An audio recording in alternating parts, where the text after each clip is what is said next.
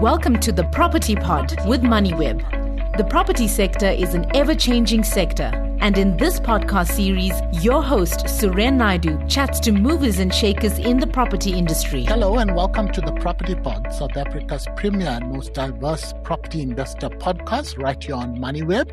This podcast also features as a video on our YouTube channel, Moneyweb TV. Now, global property is in the spotlight on this week's episode as we take a look at which commercial property markets and sectors are the ones to watch on the international front. Joining me now on the show is Kundayi Munzara. He is the director of Sisfikile Capital, and he's going to share his views. Kundayi, welcome to the Property Pod. Thanks, Suren. Good to be here. Now, when we talk global property, that of course is quite a broad phrase, but what does global property refer to when we talk international investments in property and REITs? Well, thanks for the question. I think, for a lot of investors, when people, or let's say South African investors, when people say global property, most of the time they're talking about, property markets outside of South Africa. And a lot of those would form the developed markets. Although if we use a very broad and a wider definition, we would include some large emerging markets like, South America, Mexico as a big, REIT market or real estate market. Brazil also. China, obviously, is not a market that one can really ignore if you're using the broader definition of global property, and some emerging Asia markets.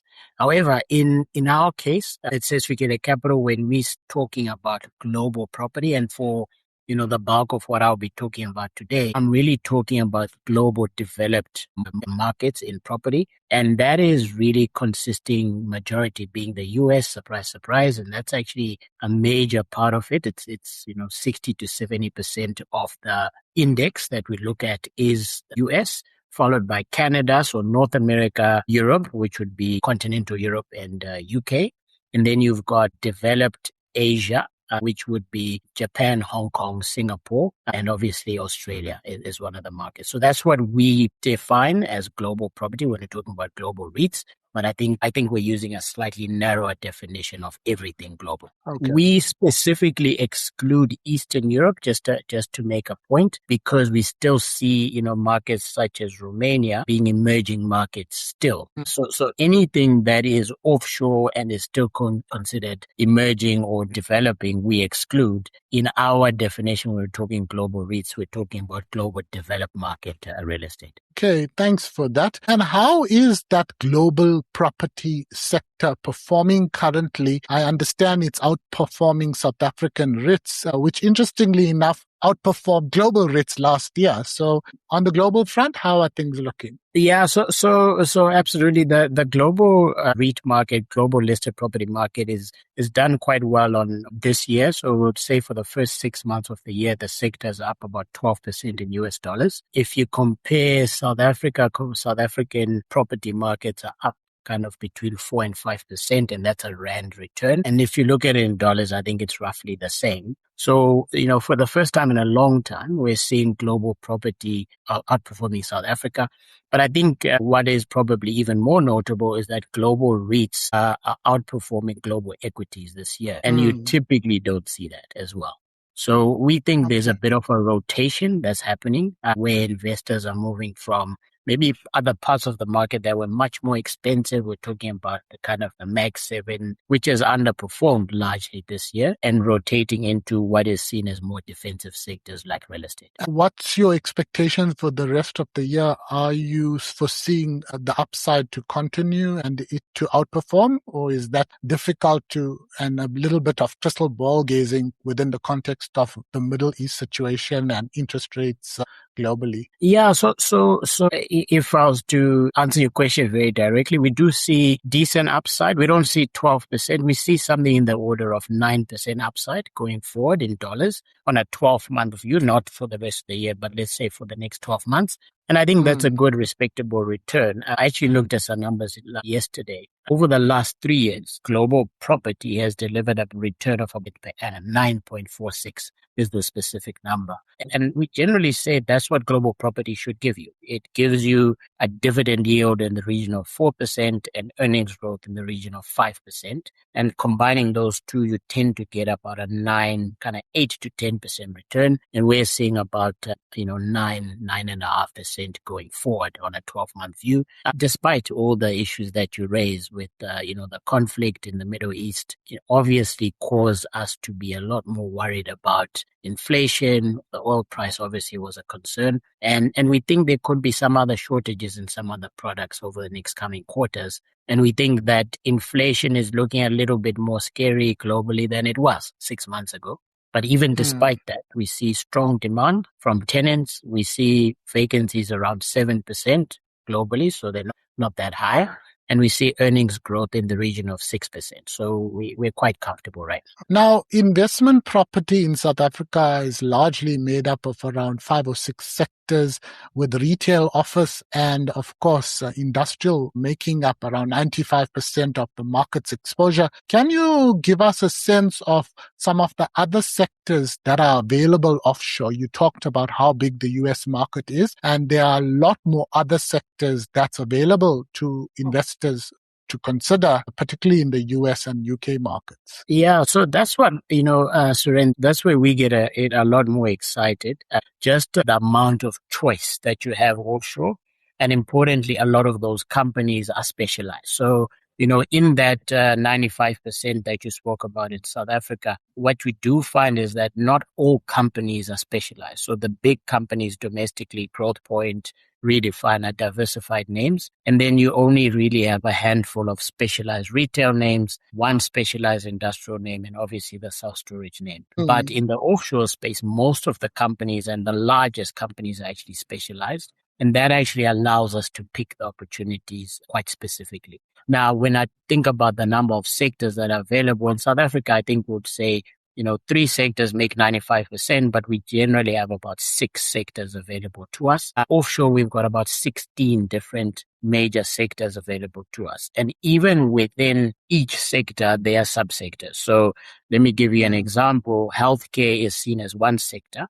But within healthcare, you've got hospitals, you've got medical office buildings, you've got skilled nursing facilities, you've got senior housing, and you've got, life science. So you've got different types of sectors, even within those 16 that we speak about. And that's what makes it very exciting for us when we're looking at the global market. For some other context, the South African listed property market is about 700 billion rand in terms of combined market cap. So if we look at that in dollars, that's about $40 billion, right? The offshore market is and this is the narrow definition I've given, is a 2 trillion market. So that just gives you kind of a sense of relative scale, and also the opportunity set that's there offshore. Now, talking opportunities, which are the sectors that are offering, exciting prospects from a global property perspective going forward, and why? So, at Sesfika Capital and our global strategies, we're quite thematic in how we look at things. So I'll look at this and say which sectors or themes are interesting and why. So for us, I think maybe one of the major themes that we think is the most exciting right now is healthcare.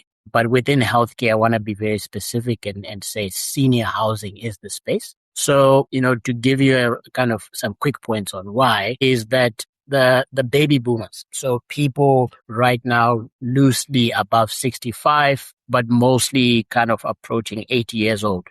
In the US, that is the second biggest population group. So there's about 65 million baby boomers, or about 20% of the population. But what's important is that they are the fastest growing population cohort. There's at about 5% growth in that population every year versus the general US population at about 1%. Now, the important thing is that as this population ages, more and more of them consume healthcare real estate in some way. It can be hospitals because people are not well and all that stuff. But importantly, we're looking at senior housing. So what is really exciting about that sector is that we're seeing that occupancies are about 89 to 90%, and they're coming off the kind of COVID lows of about 78. But we're also seeing that new supply is at a 16-year low of senior housing real estate. So demand, think of kind of that population growth of that cohort as the demand picture. 5% growth in demand, very little supply, a kind of 16-year low supply. And we're seeing that a lot of these baby boomers actually have strong, consumption ability, or they certainly are a strong consumer base. They're pretty much the wealthiest part of the American population and generally the world. And so the affordability is there. So you're getting a combination of rental growth on the rate, but you're also getting gains in occupancy. We see these occupancy tending towards kind of 96% from 90. And we think that you could see 15% rental growth just coming from this sector, which is a sector leading sort of number. Another one that is a little bit more obvious and maybe well known to people is AI and big data. So the data center sector, which is not really available yet in South Africa, but is a big sector offshore. We're seeing a lot of growth in this market, and a lot of it is driven really by the gains that we've seen in kind of AI expenditure. So to again give you some numbers, the big hyperscalers, AWS, Microsoft, Meta, those sort of guys, are spending a combined $769 billion this year on AI infrastructure kind of build-outs. Next year, that number is expected to be about $1 trillion, and it rose 40% from last year if you look at 25 versus 26. Now, what is interesting is that in terms of AI usage, I actually saw a measure a couple of days ago which showed that 48 billion hours of kind of AI usage was done in 2025. It's kind of like you and me going on ChatGPT or Claude, all of these things. And the year, so 48 billion hours in 2025 versus 13 billion hours in 2024. So think of that as an increase. And the expectation is that we're going to kind of, get towards 70 billion hours this year. Now, as more of us use these kind of large language models and are using AI, that is going to be more demand for data centers. And we think that's going to be one of the strongest sectors. Not quite in the US, I think it's a little bit more mature. It's good, but it's quite mature. We think Europe and Asia Pacific is where the real opportunity is, particularly Singapore and also places like Dublin, London, Frankfurt and the Netherlands. So those are the major markets for us. It's interesting you talk about healthcare. You look at what GrowthPoint's doing. They recently purchased that Senior Living's Aurea Senior Living group through their investment partners business. But data centers is growing in South Africa. I think Attack has one or two data centers, but it's not a niche sector as it were in the US. Now, just from a Sesfikile side, how much, I don't know if this is a fair question to ask, but how much of your exposure in terms of investments for your clients is actually offshore versus South Africa? So the way we look at it, to answer your question, about 10 to 15% of our exposure is in our global fund directly, but our clients have kind of two options or three options. They can invest in our South African REIT strategy. They can invest in our global strategy kind of individually, or they can invest in a fund that we have, which can invest in both local and global. And that's the Curate Momentum Flexible Property Fund. So they've got those options. However, if you look at it on a see-through basis, remember the South African market has almost 50% see-through exposure offshore because GrowthPoint has got GrowthPoint Australia, we've got Nepi Rock Castle and all of that stuff. I would say that it's probably likely to be 60% of our see-through exposure for our clients is actually invested offshore. And that's, either directly via our global REIT strategy or indirectly via even companies like Vukile have got actually more assets in Spain and, Iberia generally now versus SA. So that's probably one way to look at it. Thanks for that, especially the see-through number, because as you pointed out, there are a lot of SA REITs that have quite a large offshore exposure. Now, you talked a bit about the US, but is it pretty much the US? What are the countries or markets and counters that Sesfikile looks at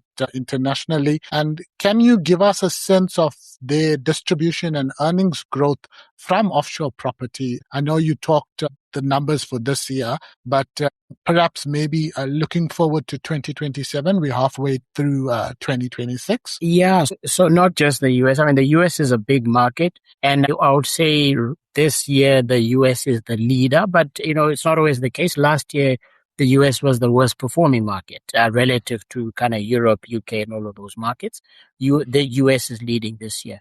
From a earnings growth perspective, we think the US is kind of in the 6 to 7% growth camp. But if we look at Europe, Europe is a little bit slower, and it depends on which market. I think European retail growing around 3%, 3 to 4% from an earnings perspective. Offices, I would say, are probably flattish. And then industrial is doing quite okay at about 5 to 6%. If I look at kind of those major sectors, healthcare also in the kind of 5 to 7% camp. So I would say Europe on a net, and this is including UK, is probably between 4 and 5% earnings growth. But a market that we think is there are two markets that are really starting to accelerate from a growth perspective. One is Australia. We think Australian REITs could see 6 to 8% growth in distributions or FFO. We could see Singapore as well, on the back of very strong fundamentals, low vacancies, strong economy, inflation is low. The central bank is got a lot of room even to cut rates to some extent or to relax the monetary rules. So Singapore is in almost a different world, and we think that could grow. They could grow their earnings by about 4 to 5%. So it's a bit of a mixed bag, but I would say net this year, the US is leading and the other markets are not far behind. So it's actually not a bad picture. It's interesting you mentioned Australia, because Australia has struggled. It has been very, I think it had an interest rate hike before or just around the Middle East crisis when it began. And I know the likes of Growth Point talked about the stronger rand also affecting some of the offshore income. Talking about SA REITs that have global exposure, is it a case of Vukile looking at both offshore on its own?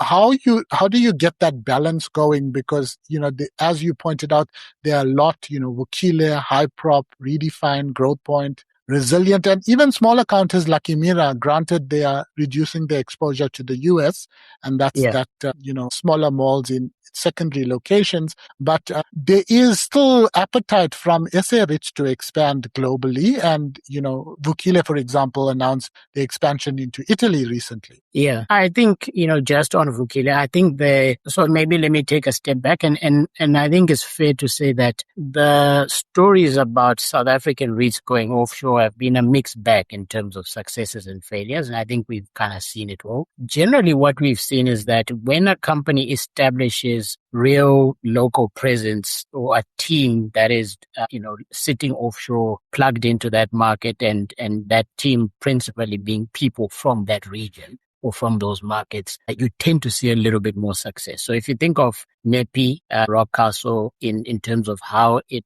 started, although it was started by a South African, Martin Slabbit, but Victor, who was the co-founder, is from the region. And the whole Nepi team is, people from CEE. And I think that's been a success story. If you look at what Vukile has done with Castellana, they've got a Spanish team, bar one, Omar Khan, I think he's the CIO, he's South African. You would say that's a real Spanish business with Spanish presence.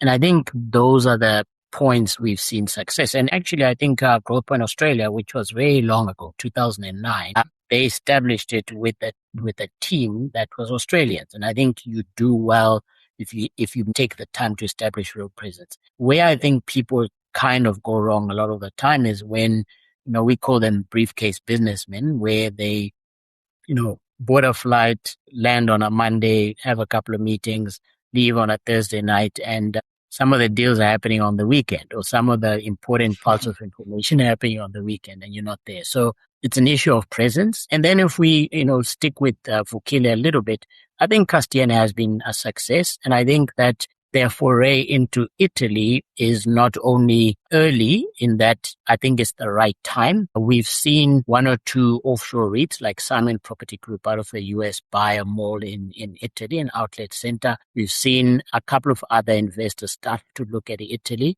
And I think over the next 12 to 24 months, we'll be applauding them for their move into Italy if they can, aggregate assets quick enough that we think there will be cap rate compression and that market is starting to institutionalize. So, I would be very supportive of what they're doing, especially because they're doing it with a team. Recently, we met some of the guys in the team, and they're Italians sitting in Italy. So that's kind of what you want to see. Well, what's interesting as well is that they're looking at not having it, listed there, so there won't be as much costs, having a South African company and another listed company internationally. Redefine had a bit of issue with IPP previously, but obviously that Polish business is not listed anymore. Kundayi, before you go, I know you talked about Middle East, but, global interest rates, the Middle East situation, oil price, are those the key risks from an international property perspective? Is there anything else you'd like to highlight or, why invest in global property? Yeah, I think you're right, sir, in that, if you diagnose where's the real kind of risk or challenge, as I said, fundamentals right now are good. 7% vacancies, 6% earnings growth, 4% net operating income growth on a like-on-like basis. Balance sheets are 34%, 35%, so they're quite low compared to what we're seeing in South Africa at about 36, 37%. And debt is available. However, the interest rate story, which is largely because of the conflict, is causing us to worry a little bit about potentially interest rates staying quite high or even going higher.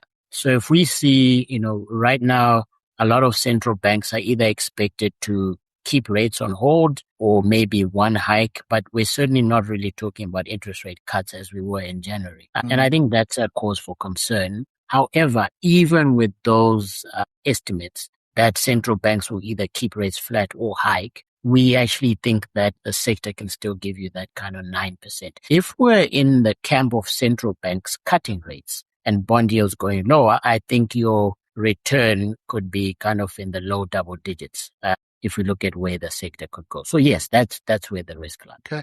Kundayi, I appreciate your time. We will have to leave it there. That was Kundayi Munzara, and he's a founding director at Johannesburg-based Sesfikile Cap. Thanks, Surel. Thanks to your listeners. Cheers. Thanks for listening to the Moneyweb Property Pod with Suren Naidu. To listen to more episodes, go to moneyweb.co.za or the Moneyweb app and follow Moneyweb News for daily updates.